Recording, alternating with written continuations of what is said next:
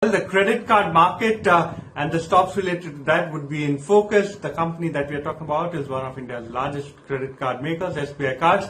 And when you're talking about SBI Cards, constantly we've been telling you about how Carlyle Asia, that was such a significant part of the company's journey, has been constantly paring its stake as far as SBI Cards is concerned.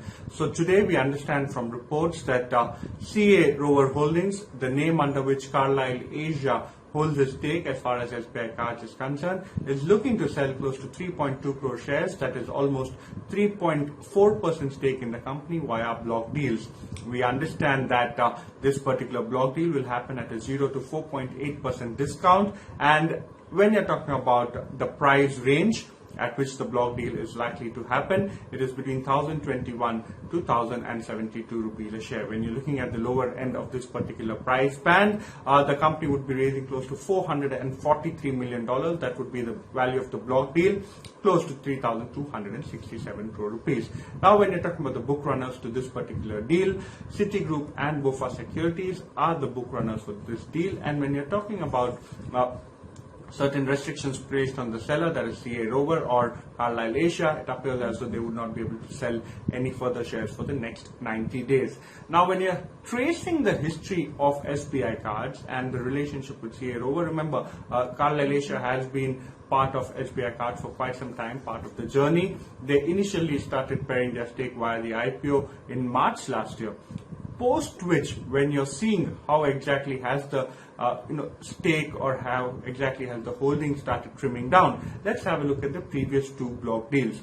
Number one, currently, prior to today's block deal, Carlyle Asia holds 6.5% stake in SBI Cards. Now, after today, they'll have just around a little around 3.1% stake, which they are unlikely to sell for the next 90 days, a small overhang if you may call it so. Now, in March of 2021, you're talking about Carlyle selling close to 4% stake in the credit card company, and this was around a valuation of 3,800 crore. After which, you actually saw Carlyle selling a 5.1% stake in the company for 4,800 crore at a slightly lower valuation than today's expected block deal.